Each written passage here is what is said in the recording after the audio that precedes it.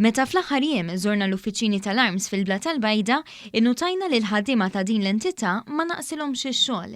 Bil-kap tal-operat Nikita Zamita Lamango tispjega li bħalissa bosta jieħdu l-okkażjoni biex imorru jagħmlu dik il-bidla li għandhom bżonn jew jiċċaraw dak id-dubju li forsi se tanqalalhom fl-aħħar jiem. Bħal da żmien ħafna nies jirrikorru għall-użu l-uffiċini tagħna bħalissa naraw surge kbira għaliex ħafna nies li jkunu forsi bil-lifa biex dawn jagħmlu jieħdu l-opportunità biex jiġu anke jagħmlu l-qadi tagħhom.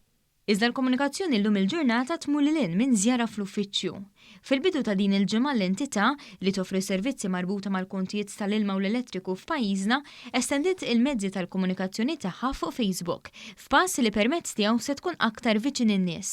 Il-bżonn li dan isir inħassu wkoll għaliex minkejja li l-kumpanija kienet nieqsa mill-midja soċjali, il-klijenti kienu jmorru fuq diversi paġni oħra biex jistaqsu jew jiddiskutu dwar diffikultajiet li jkunu ltaqgħu magħhom u filwaqt li l-ilment jinfirex mhux bil-fors kien jasal għand l-uffiċjali tal-arms. Aħna ħassejna li wasal iż-żmien li nkunu nagħmlu paġna tagħna biex ovvjament nkunu iktar metikolużi, nagħtu servizzi iktar effettiv u effiċjenti biex nirrispondu ovvjament il-mistoqsijiet jew l-complaints li jagħmlu n-nies fuq il-paġna tal-Facebook. Zamita Lamango tispjega kif f'pajjiż b'attività ekonomika li qed tikber huwa naturali li d-domanda għas-servizzi tal-arms tiżdied. Aħna rridu nkomplu inlaħqu mad-domanda tan-nies biex inkomplu nagħtuhom l-aħjar servizz u nimpruvjaw għaliex nafu li ovvjament maħniex perfetti imma kemm jista' jkun fl-aħħar snin qed naraw illi qed nagħtu servizz aħjar u l-klijenti qed joħorġu iktar sodisfatti.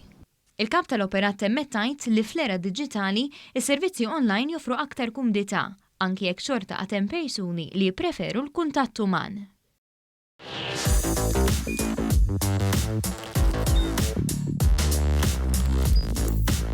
Idħol fuq one.com.mt u hemmhekk tista' tara l-programmi kollha li jxandru fuq One permezz ta' One Play.